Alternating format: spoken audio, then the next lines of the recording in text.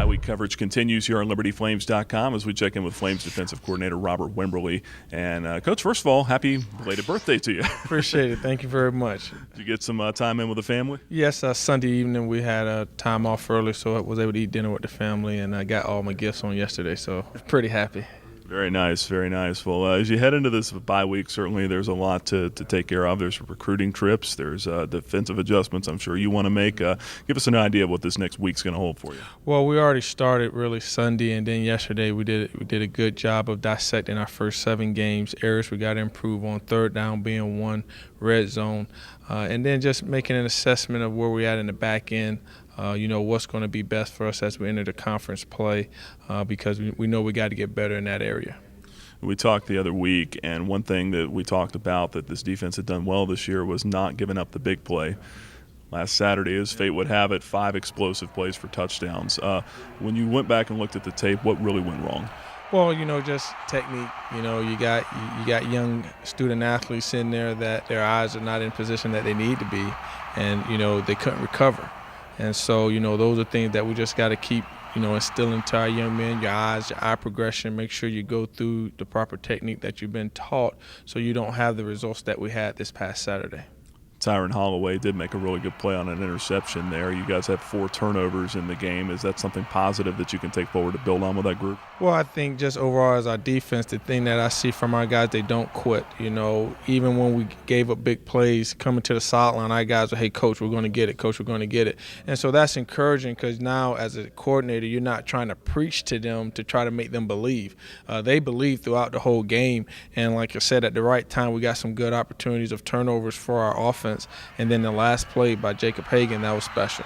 Absolutely. Hagan with his 10th career interception. He's now top 5 all time in the history of the school. How special a player has he been for you this year? Oh, he's been very special. I mean, he's the catalyst of our defense.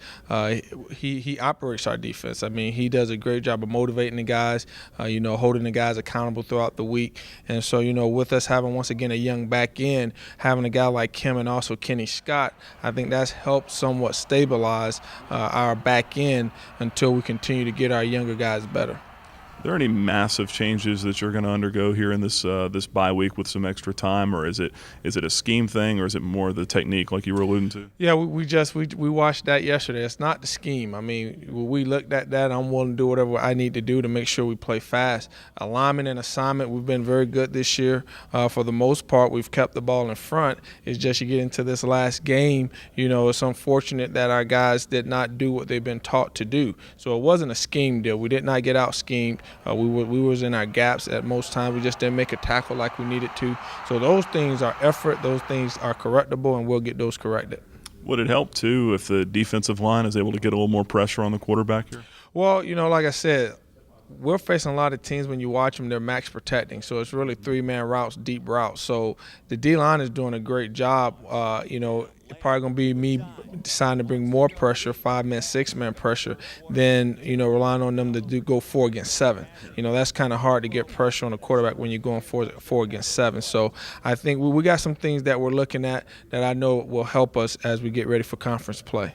And hopefully you'll be able to get some of those injured players back as well. It's a little soon to tell, but Sigmund, O'Grady, and Wesley Scott, those guys have been sorely missed. Yeah, it definitely. It's critical. Like I said, I've been very proud of how our young guys have stepped up. But, when you lose 2 big-time guys like Nick Sigmund and Jimmy O'Grady, and then Wesley Scott was a big loss for us in the back end, getting those guys back would be a big plus for us. I know you've been pleased with Nick Newman and his play here over the last couple of weeks. Is this maybe not in the present tense with all the injuries, but is it a good thing long-term that he's getting a lot of reps out there? Well, yeah, anytime you can get your younger guys to get reps, I think it allows them to make the game slow, and that's what it's all about. How soon can a young man make the game slow out there to where he's really like a Jacob Hagan and Kenny Scott? They can see things and be able to pick up, oh, hey, this is what's about to happen, and they can go make a play. And, you're trying to get a lot of those young guys to get to that point sooner than later, and that's our job to get that done. All right, Coach. Appreciate the time. Looking forward to catching up with you here in the next few days. All right, thank you. That's defensive coordinator Robert Wimberly. Stay tuned to LibertyFlames.com in the next few days for more bye-week coverage of the Liberty Flames. For LFSN, I'm Nick Pierce.